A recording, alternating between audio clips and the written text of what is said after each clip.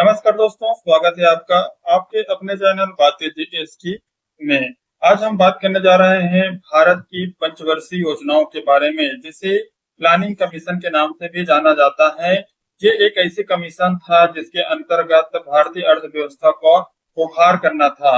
यानी जो world war to में 1939 से लेकर 1944 के बीच जो युद्ध हुआ था, जिसके अंतर्गत भारत की स्थिति आर्थिक स्थिति पूरी तरह से डाउन हो चुकी थी, उसे उभारना इसका मेन मकसद था। इसके लिए विभिन्न प्रकार के कार्यक्रम चलाए गए। पंचवर्षीय योजना का मतलब है कि हर 5 साल के लिए कुछ ऐसे प्लानिंग करना जिसे पूरा करके आगे बढ़ा जा सके, जिसे पूरा करने के लिए विभिन्न प्रकार के कार्यक्रम चलाया जाए। तो ये कौन कौन सी योजना है, क्या है, इसके बारे में चर्चा करेंगे। फर्स्ट हम बात करते हैं प्रथम पंचवर्षीय योजना के बारे में। उससे पहले ये समझ लेते हैं कि 1947 की स्थिति में किस तरह से भारत की स्थिति रही है और भारत ने क्या क्या समस्या का सामना किया है। जब 1947 हुआ था तो उस समय दो स्थिति हुई थी। फर्स्ट ये हुआ था कि वर्ल्ड वॉर टू जो 1939 से लेकर 1944 के बीच हुई थी, उसमें भारत की आर्थिक स्थिति पूरी तरह से प्रभावित हो चुकी थी। दूसरा स्थिति तब हुआ जब 1947 में भारत और पाक का क्या हुआ, बंटवारा हुआ। यानी पाकिस्तान और भारत अलग अलग राष्ट्र के रूप में देखने को मिला। इसके चलते भारत की स्थिति और डाउन हो गई थी। जब 1947 में भारत आजाद हुआ था, उस समय बहुत बड़ी बड़ी चुनौतियां थी। फर्स्ट ये थी भयंकर गरीबी था। दूसरा खाद्यान्न की भारी कमी थी, लोगों को रोटी कपड़ा मकान के लिए सोचना पड़ता था। औद्योगिकीकरण की कमी थी। विभाजन से विभिन्न प्रकार की आर्थिक असंतुलन उत्पन्न हो गया था। बेरोजगारी और विभिन्न प्रकार की बुनियादी ढांचे की कमी देखने को मिली थी। तो इन्हीं कमियों को पूरा करने के लिए भारत सरकार द्वारा उस समय जो पंडित जवाहरलाल नेहरू प्रधानमंत्री हुआ करते थे, उन्होंने इस योजना का शुरुआत किया, प्लानिंग कमीशन का शुरुआत किया, जिसके अंतर्गत 5 साल में कोई एक योजना पर कार्य करना है और उस योजना के अंतर्गत लोगों को विभिन्न प्रकार की सुविधा पहुंचाना है, देश की आर्थिक स्थिति को बढ़ाना है। इसके लिए विभिन्न प्रकार के कार्यक्रम चलाए गए थे। इनका मेन उद्देश्य आर्थिक और सामाजिक विकास के लिए शुरू किया गया था। बात करते हैं पहली पंचवर्षीय योजना की। पहली पंचवर्षीय योजना की शुरुआत कैसे हुई थी, किस तरह से हुई थी, उसके बारे में बात करते हैं। तो 1950 में भारत सरकार ने योजना आयोग प्लानिंग कमीशन की स्थापना की थी। उसके बाद क्या हुआ, जब ये कमीशन की स्थापना हो गई, इसका मेन उद्देश्य था कि हर 5 साल के अंतर्गत एक कोई मुद्दे पर हमें काम करना है और भारत के आम लोगों तक पहुंचाना है। यानी जो ये प्लानिंग कमीशन था, क्या था, टॉप टू बॉटम योजना था। यानी ऊपर से लागू करेगा, सरकार द्वारा लागू किया जाएगा और उसे नीचे आम जनता तक पहुंचाया जाएगा। जस्ट इसका उल्टा अगर देखा जाए, नीति आयोग क्या है? NITI Aayog national institutional for transforming India. यानी इसमें इसका मेन उद्देश्य था कि बॉटम से लेके क्या करना है, टॉप स्तर तक योजना बनाने हैं। यानी बॉटम में जैसे कि गरीबी दिखा, गरीबी के लिए विभिन्न प्रकार के कार्यक्रम चला दिया। जैसे स्वास्थ्य की कमी देखने को मिला तो स्वास्थ्य योजना के लिए कार्यक्रम चला दिया। तो ये एक प्रकार से बॉटम टू टॉप योजना है और ये टॉप टू बॉटम योजना है। यानी टॉप पर लागू किया जाएगा सरकार द्वारा और उसे आम जनता उन्हें फॉलो करेगा। तो इस तरह से दो योजना था और दो योजना में अंतर है। आगे इसके बारे में भी अच्छे से चर्चा करेंगे। पहले ये समझ लेते हैं कि पहली योजना में क्या क्या किया और किस तरह से ये इस योजना को एक सफल योजना भी माना जाता है। पहली पंचवर्षीय योजना बात किए थे कि 1951 से लेकर 1956 के मध्य इसे लाया गया। इसमें इस अवधि के अंतर्गत जो उद्देश्य था उसे पूरा करना था। ये हेराल्ड डोमल मॉडल पर आधारित है और इसका योजना का मुख्य उद्देश्य था कि कृषि का विकास करना और खाद्यान्न सुरक्षा करना। क्यों भारत को आजादी मिली थी 15 अगस्त 1947 को। आजादी के समय भारत की जो स्थिति थी वो बेहद कमजोर थी। न के बराबर उद्योग, कृषि पर अत्यधिक निर्भरता, खाद्य संकट जैसी स्थिति उत्पन्न होना और गरीबी जैसी स्थिति उत्पन्न होना, इस तरह से विभिन्न प्रकार की स्थिति हमें देखने को मिला था। उस समय लोगों की स्थिति बहुत खराब थी। न में जरूरत थी कि एक सुव्यवस्थित और दूरदर्शी और दीर्घकालिक योजना का निर्माण करना, जो भारत को आत्मनिर्भर बना सके और विकसित बना सके। 1950 की जब योजना लाई गई थी प्लानिंग कमीशन, तो इस समय इसका विचार किया गया था। अब बात करते हैं कि योजना का मुख्य उद्देश्य और लक्ष्य क्या है। इस योजना का मुख्य उद्देश्य अगर बात किया जाए तो पहला है कृषि उत्पादन को बढ़ावा देना। कृषि उत्पादन को बढ़ावा देने के लिए अनाज की कमी को दूर करना, विभिन्न प्रकार की अनाज उगाना, ये कृषि उत्पादन को बढ़ावा दिया। सिंचाई और बुनियादी ढांचे में सुधार करना, जैसे बांध का निर्माण करना, नहरों का निर्माण करना, ये सब कार्यक्रम चलाए गए। रोज रोजगार के अवसर बढ़ाना, किसानों की आर्थिक स्थिति को सुधारना और ग्रामीण विकास को प्राथमिकता देना, ये इसकी मुख्य उद्देश्य था। और इन लक्ष्यों को प्राप्त करना पंचवर्षीय योजना में रखी गई थी। ग्रामीण विकास के अंतर्गत पशुपालन भी आता था, सहकारी समिति भी देखने को मिलती थी और गांव में रोजगार की दिशा में कार्य करने की भी बारे में बात किया गया। और इसमें कुल जो आवंटन राशि थी वो दो 2069 करोड़ रुपया का था, जिसके अंतर्गत 44% कृषि और सिंचाई के लिए निर्धारित की गई थी। तो साफ था कि इस योजना का फोकस किस पे था? रोटी पर था, ताकि भूखमरी को खत्म किया जा सके। इनका मेन उद्देश्य था। बात करते हैं कि प्रमुख क्षेत्रों में निवेश, ऐसे कौन कौन से क्षेत्र हैं जिसमें निवेश किया गया। जो आवंटन राशि प्राप्त किया गया था 2069 करोड़ रुपया था, वो कहाँ कहाँ यूज किया गया। फर्स्ट में यूज किया गया था कृषि और सिंचाई में। इसके अंतर्गत विभिन्न प्रकार की नए नहरों का निर्माण करना, बांध बनाना, सिंचाई की परियोजना बनाना, इस पर जोर दिया गया। घाघरा नागल बांध हो गया, हीराकुंड दामोदर घाटी परियोजना जैसी विभिन्न प्रकार की योजना शुरू की गई थी। परिवहन और संचार के क्षेत्र में बात किया जाए तो रेल और सड़क नेटवर्क का विस्तार करना, इसे आगे बढ़ाना, ग्रामीण इलाकों तक कनेक्टिविटी बढ़ाना। स्वास्थ्य और शिक्षा के बारे में बात किया जाए तो प्राथमिक स्वास्थ्य केंद्रों और स्कूलों का निर्माण करना, शिक्षा के लिए स्कूलों का और प्राथमिक स्वास्थ्य केंद्र का निर्माण करना। और उद्योग के बारे में बात किया जाए तो उद्योग पर ज्यादा जोर इसमें नहीं दिया गया था। इसका मेन उद्देश्य था कि कृषि का विकास करना और जो लघु उद्योग था उनको बढ़ावा इससे मिला। अब इसके बाद जब ये निवेश किया तो उसका परिणाम हमें क्या देखने को मिला और क्या उपलब्धि इसमें आई। फर्स्ट ये देखने को मिला कि इसका मेन उद्देश्य क्या क्या था? कृषि पर जोर देना। तो कृषि उत्पादन में 15% की वृद्धि देखने को मिली। जो नेशनल इनकम हुआ उसमें भी 18% की बढ़ोतरी देखने को मिली। बेरोजगारी में कुछ कमी आई, लोगों को रोजगार मिलना शुरू हो गया। ग्रामीण क्षेत्रों में विभिन्न प्रकार के योजनाबद्ध विकास शुरू कर दिया गया। तो टोटल कुल जमा बात अगर देखा जाए तो सकारात्मक पहले यही निकल के आता है कि देश की जो योजना प्रक्रिया है वो एक मजबूत नींव मिल गई कि हाँ, अब जिससे हम कोई भी अगर 5 साल के लिए प्लानिंग करते हैं तो उसे पूरा करने के लिए किस तरह से योजना बनाना है। तो इसमें सीमाएं यही था कि उद्योग और शिक्षा के क्षेत्र में ज्यादा महत्व नहीं दिया गया था।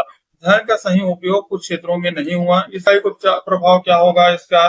देखो, ये जो सीमित संसाधन होने के कारण इस योजना ने उतने ज्यादा तरक्की नहीं कर पाई, लेकिन हमें एक आधार मिल गया कि योजना से हम क्या कर सकते हैं, कार्यक्रम चला के उसे पूरा करने की कोशिश कर सकते हैं।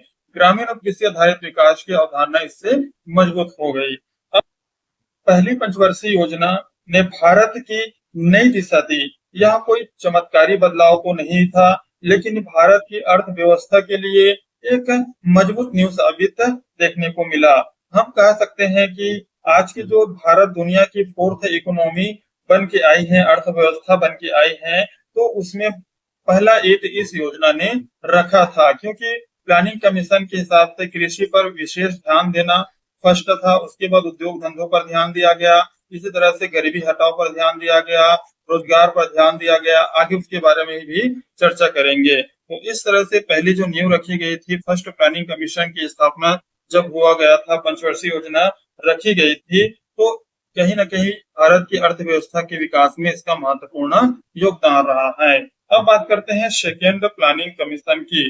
सेकेंड पंचवर्षीय योजना की बात करते हैं, जिन्हें 1956 से 1961 तक रखा गया।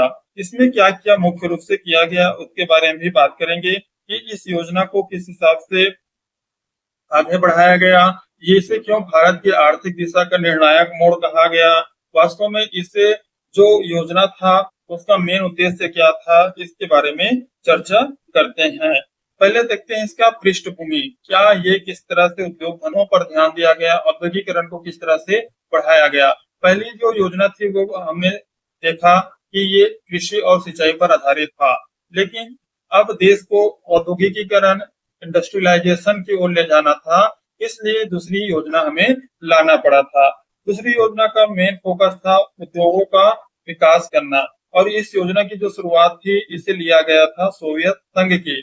सोवियत संघ कौन हुआ? यूएसएसआर। जो इनका मुख्य उद्देश्य क्या था, तो इसमें पहला उद्देश्य ये था कि औद्योगिकीकरण पर क्या करना, जोर देना, विशेष रूप से भारी उद्योग पर। भारी उद्योग जैसे कि स्टील है, लोहे हैं, इस्पात है, इस पर जोर देना, खनन प्रक्रिया पर जोर देना, सार्वजनिक क्षेत्र का विकास करना, जो पब्लिक सेक्टर है उसको बढ़ावा देना, निजी क्षेत्र पर नियंत्रण करना, यानी जो प्राइवेट कंपनी है उस पर नियंत्रण इसमें रखा गया। आज के में अगर प्राइवेट कंपनी पर अगर नियंत्रण नहीं रखता तो आज के डेट में भारत और आगे बढ़ सकता था, क्योंकि कहीं न कहीं 1991 में इसकी जरूरत पड़ी और लाइसेंस राज और जो चल रहा था, जो निजी क्षेत्रों पर कंट्रोल चल रहा था, उसको खत्म किया, तब भारत की स्थिति में सुधार देखने को मिली। लाभकारी क्षेत्रों में पूंजी निवेश का बढ़ाना, रोजगार सृजन और आय में समानता लाना इसका मेन उद्देश्य था। अब इसमें जो महत्वपूर्ण क्षेत्र कौन कौन से थे,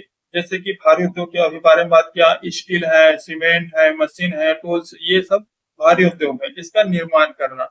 अगर ये सब निर्माण होगा तो देश को इसकी जरूरत पड़ेगी, जैसे सीमेंट है, राड है या फिर स्टील है, इसका कंस्ट्रक्शन कार्य में है। खनन का क्या काम है, खनन से भी हमें विभिन्न प्रकार की खनिज प्राप्त होगा, कोयले प्राप्त होगा, तो इससे क्या होगा, देश की आर्थिक वृद्धि होगी, देश के इकोनॉमी में बूस्ट मिलेगी। तो जैसे रेलवे, बिजली उत्पादन, इस कार्य को आगे बढ़ाएंगे। विज्ञान और तकनीकी का भी इसमें नींव रखा गया।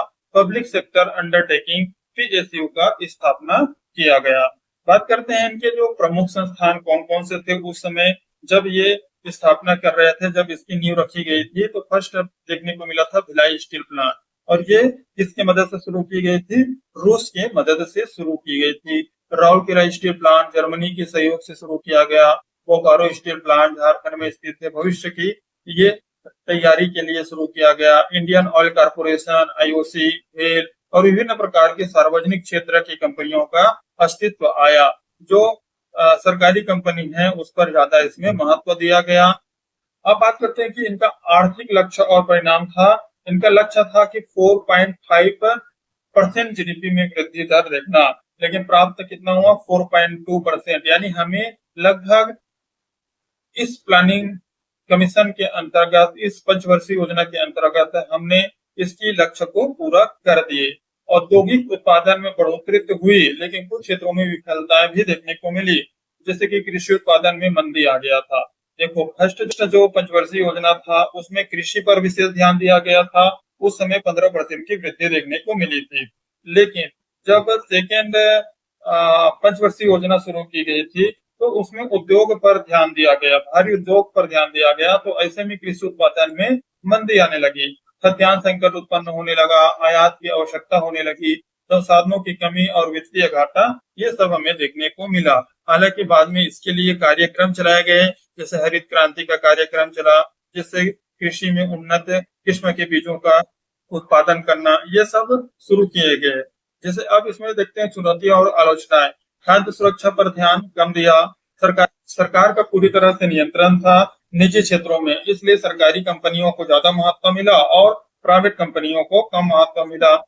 विदेशी मुद्रा तो घाटा में रहा, आर्थिक असंतुलन इससे पैदा हुआ, मूल्य वृद्धि और महंगाई बढ़ गई थी। तो ये प्रमुख इसकी चुनौतियां रहा। उपलब्धि ये रही कि इसमें पब्लिक सेक्टर की जड़ें मजबूत हो गई, जो सरकारी कंपनियां हैं, औद्योगिक संरचना का निर्माण शुरू हुआ, देश ने आत्मनिर्भरता की दिशा में पहला कदम रख चुका था। विज्ञान और तकनीकी और ऊर्जा के क्षेत्र में भी ये विकास देखने को मिला था। तो कुल जमाबाद अगर देखा जाए तो औद्योगिक क्षेत्र में विकास देखने को मिला और बाकी क्षेत्र में हमें कमी देखने को मिली थी। तो औद्योगिक क्षेत्र के साथ साथ अब अन्य क्षेत्रों पर भी विशेष ध्यान देना था। तो दोस्तों, ये रही दूसरी पंचवर्षीय योजना जो भारत की एक औद्योगिक राष्ट्र बनाने की दिशा में एक पहला ठोस कदम था।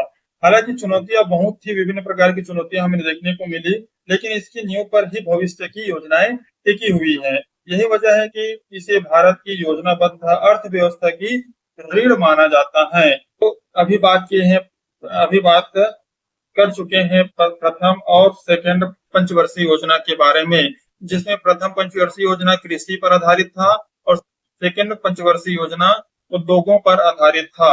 यानी इन दोनों क्षेत्रों पर विशेष रूप से ध्यान दिया गया 10 साल में, और बहुत कुछ इससे अर्जित भी किया गया। हालांकि इसमें चुनौतियां भी देखने को मिली, लेकिन कम से कम ये तो पता चला कि हम उस समय आर्थिक स्थिति से जूझ रहे थे 1947 में, तो उस समय से लेके इस समय तक थोड़ा बहुत यहाँ पे परिवर्तन देखने को मिला।